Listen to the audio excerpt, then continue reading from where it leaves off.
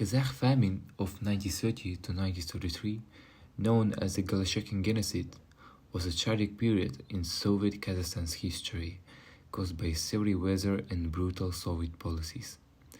In the late of 1920s, a devastating winter known as a Jute killed many livestock due to extreme cold and lack of grazing.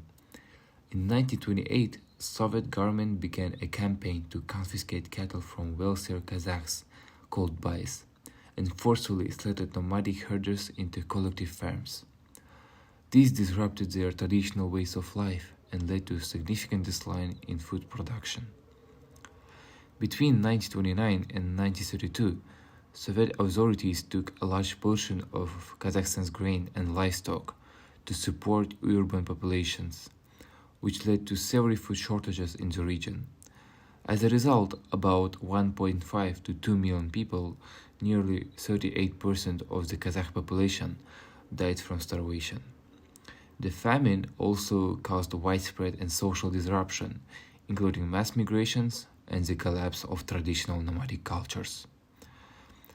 The famine is now recognized as one of the significant genocides of the 20th century, illustrating the devastating impact of Soviet policies in the indigenous populations. The loss of life and cultural destruction during this period had long-lasting effects on Kazakh society and history.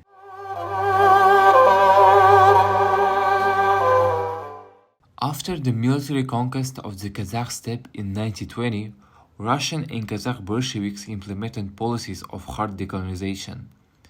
Tens of thousands of Slavic settlers were expropriated, and land was distributed to nomads.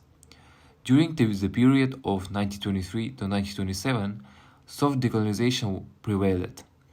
Kazakhstan was created as an ethno-national administrative region and agricultural immigration was prohibited. Kazakhs were given priority in access to land and water and they were included in the state and party administrations. No centralization plan was drafted.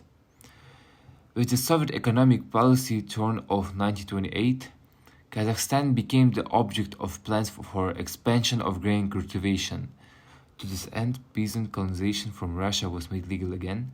End of industrialization. Moscow launched an offensive in order both to subjugate and to incorporate Kazakh society. Kazakh pastoral elites and former Tsarist administrators were expropriated and deported. And young Kazakh men were drafted into the Red Army for the first time. In 1929, plans for the total sanitarization of Kazakh nomadic pastoralists were suddenly proclaimed, then rapidly became of secondary concern as they were merged with the total collectivization drive. Policies toward nomadic pastoralists were dependent and auxiliary to grain production policies from 1928 to early 1930. Then, from late 1930 to 1932, Kazakh livestock was requisitioned in order to feed Moscow, Leningrad, and the army, as the Soviet peasants had slaughtered their animals during collectivization. Procurements turned an ongoing starvation crisis into a calamitous famine that killed 1/3 of the Kazakhs. When no livestock were left, procurements were discontinued in Kazakhstan. Private ownership of animals and pastoral nomadic ways were explicitly allowed again. Kazakh mobile pastoralism had been transformed.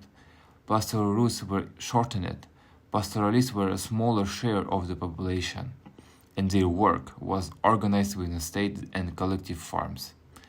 The famine turned the Kazakhs into a minority in Kazakhstan and forced them into the Soviet state institutions.